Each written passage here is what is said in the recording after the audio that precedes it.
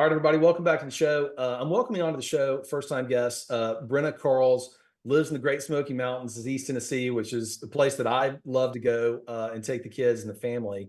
Brenna, first of all, welcome to the show. One of the interesting things I think that you have as a part of your background is that you're a mortgage broker now, but you got there a little bit non-traditionally. You used to be a singer-songwriter and even shared the stage with Dolly Parton. So first of all, welcome. I'd love to hear kind of that story, how you got into the mortgage business to begin with. Yeah, thank you so much for having me on. So getting in the mortgage industry was kind of unconventional. I used to be a professional singer here in the Smoky Mountains, and a lead singer in various shows. And then I got contracted to be Dolly Parton's background singer for about 3 years here, and would just sing her background vocals for whatever songs that she was performing for whatever events that were here. Worked 6 days a week, didn't have holidays off, so that was a fun time of my life. During that process, I wanted to have my own home instead of rent, and so I did a construction loan, FHA loan, to get my primary residence, and kind of fell in love with the process of organization and spreadsheets. I really love Excel spreadsheets for some Same reason. here. And so I was like, hey, I asked the broker at the time that's now retired and out of business, how do I get into this? And he said he thought that I would be good at that. And so I interned with them in the mornings and then performed in the evenings. And then I had no experience, right? I didn't even know how to calculate a debt to income ratio when I got in the business. So I begged for my job at this top national bank in the United States, had to literally beg for it. I was like, I promise I'll be the best loan originator you ever have. I'll work the hardest. And when I left the bank to open up my own company, I was the #1 loan originator on the East Coast Community Division. Well done. And they did an exit interview asking how they could hire more people like me. So Awesome. it is true that if you work really hard, you can get to where you're going. So that's kind of how I got into it. Absolutely. I mean, it sounds like you're working really hard, like mornings and nights, 6 days a week. That's not for a weak individual. Yeah. The mortgage shop, do you guys provide mortgages all over the country, or is it geographically based? Yeah, all over the country. So we're Okay. licensed in multiple states. We'll be open for 3 years coming in May.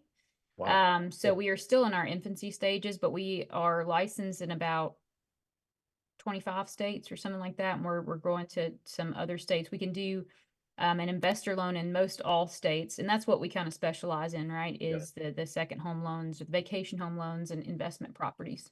Yep. How does the investment property loan really work? What's the requirement? What does it look like? Terms, rates, all that kind of stuff. Yeah, so there's different options. So if you're a first-time investor, there's the option of a vacation home. I kind of give that option to them. I'm like, hey, do you want to visit the area and kind of get to know it before you rent it out? Because the thing is, we teach our clients to self-manage as well, so they can make more Oh, cool. income that way. And so I always say you want to know the area because you need to know how to recommend things like the Smoky Mountains to your guests. So you can actually rent out your second home when you're not occupying it. Fannie Mae and Freddie Mac allow you to do that. It is 10% down minimum. So if you're just starting out, this may be a great option for you guys. You don't have to actually own your primary residence to do a vacation home loan. Oh, And wow. then investment, they're kind of underwritten the same way, right? They're the same guidelines, except investment minimum down payment is 15% down. Mm-hmm.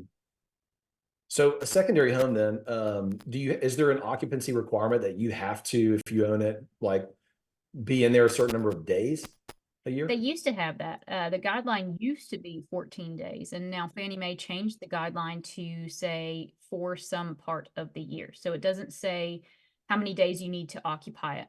That will be a question for the client's CPA of how can I, claim this on my tax returns with investment income, and how can I still use it as a vacation home? How many days can I use it?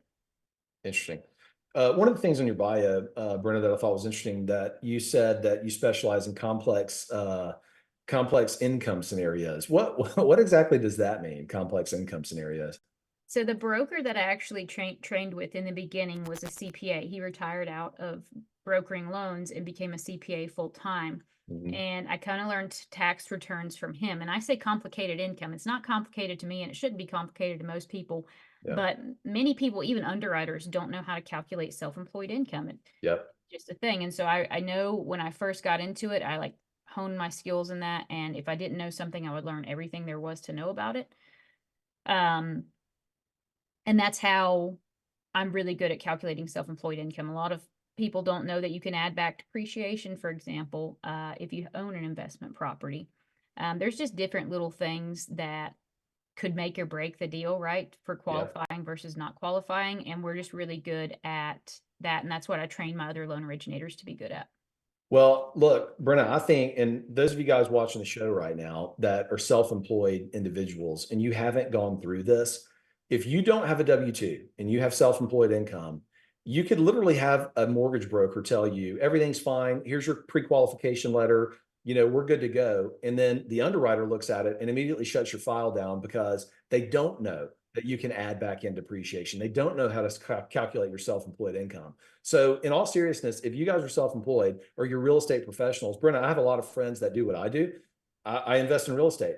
I depreciate all my income out. We do accelerated depreciation. We do cost segregation. And I have mortgage brokers that tell me you can't even buy your own personal residence. So, I mean, that is you got to talk to somebody like Brenna if you guys are buying a home, the primary residence. Yeah, definitely. We do primaries too. I don't, market that because I Yeah. mean, those are just kind of icing on the cake. If somebody wants us to do their primary residence loan, that's pretty easy. Compared to investment loans. Investment loans for the borrower are going to be exactly the same as a primary residence loan. It's just in the way that we underwrite our files. Yep. Do you provide, kind of the loans that are based on the property's income, or is it all about, the sponsor, I guess, the person that's buying it? Yeah, so we do so investment only conventional, which means like it's going off of your debt to income ratio, your credit score. We can use proposed rental income on that, but we also specialize in a loan that doesn't go off of your personal income or personal debt. It's called a DSCR loan, or it's known as debt service coverage ratio loan. It goes off the property's proposed monthly rental income and the proposed monthly mortgage payment. Usually we want to see at least a 1-to-1 ratio, which means if your mortgage payment's $3,000 a month, then that rental income that comes back needs to be at $3,000 a month or higher. Yeah. Sometimes I actually get my borrowers to do this loan right now because we have the option with no prepayment penalty. And I Nice. get them to do it because it's actually showing a lower rate than conventional investment Oh, some wow. days, depending on what the market rates come back as. So if I can qualify them DSCR and the interest rate's lower, then why not send them through that? 100%. I got so two more questions really kind of before we close. I've got 2 minutes left. Pivoting just a little bit, the market in the Smoky Mountains, which you live right down the street in Knoxville. What's the market like in the Smoky Mountains for investment properties right now? It's good. So this is the thing. People say it's saturated, right? It is because that's mainly our bread and butter. You have to look at these areas and say, could they survive without tourism? And that's Yeah. the areas you want to invest in. And the Smoky Mountains definitely couldn't because that's what it is based off of. And it has been based off of since the beginning of time, pretty much. Right. And so, yes, I think that it can still be profitable here. It is harder to find those deals to cash flow. However, if you work at it and you can find it, and then we help you to learn how to self-manage 100%. Yeah. So that's what you hear, I'm on Twitter and social media a lot. There's tons of, naysayers that are like, don't invest in vacation properties and vacation markets anymore because it's oversaturated.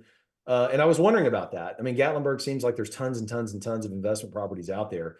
But you're saying it's still the potential's out there to make money. Yeah. Those people that are saying that just aren't trying hard enough to please their guests. If you just go a little bit Yeah. more than everybody else, you're going to do just fine and you're going to cash flow a lot better than, let's say, your neighbor that's saying this and not trying to up their property.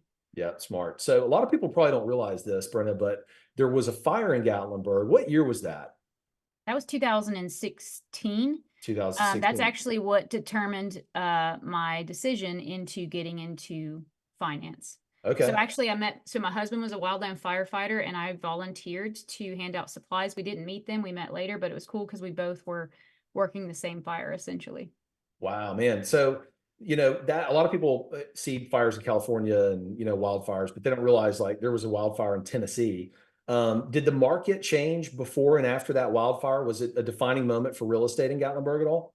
You would think it would be, but people came in and showed more support. So we got more people coming Amazing. in the area to show us support, give us more income. We rebuilt the area. So I did construction loans, helped rebuild the area with newer homes that were safer. And the income continued to triple each year. That's amazing.